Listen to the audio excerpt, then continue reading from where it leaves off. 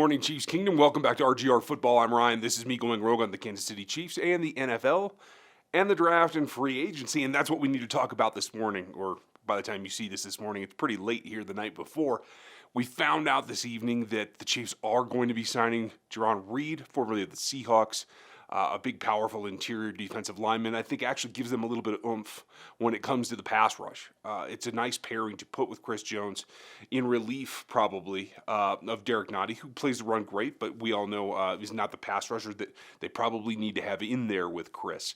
I think at the end of the day, Jarran Reed is a signing that maybe pushes Nottie out of the starting lineup. Not a problem, still in the rotation, still have Turk Wharton, still have Colin Saunders, so they might even be set. That might be their 5 going into the season. We'll have to see about Colin Saunders.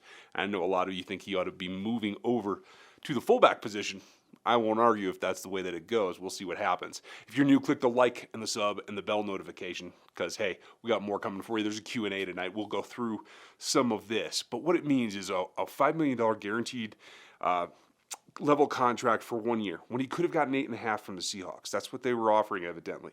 And I think this tells you that the connection between Frank Clark and Jarran Reed is important. They played together in Seattle, and I think that they have a symbiotic relationship. I think this actually helps Frank Clark and helps Chris Jones. As much as anything else, to tell you the truth. There's still a bookend that they need over on the outside, on the other side, with Taco Charlton still under contract, or back under contract, and Mike Dan is still there. They have a couple of options. I think they could still add an impact pass rusher in the draft, so let's keep an eye on that as well. But this takes the front four a step forward. What it means for Chris Jones and where he lines up, maybe there's a more even snap count of him moving out to end. We'll see. I know Louis Riddick felt that way.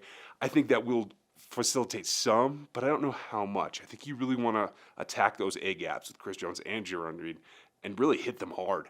I think that's a way to get to people like Tom Brady who aren't going to run away from you out of that pocket. This is a possibility to really upgrade one player that is more than 1 + 1 = 2.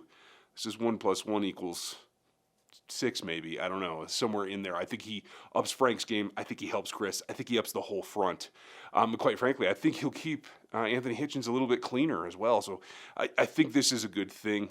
It's a low-end deal in terms of cost.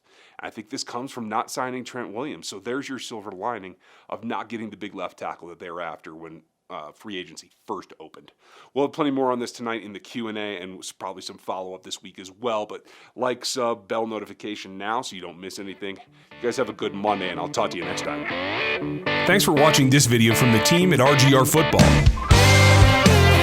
Click these videos to see more and subscribe to RGR Football.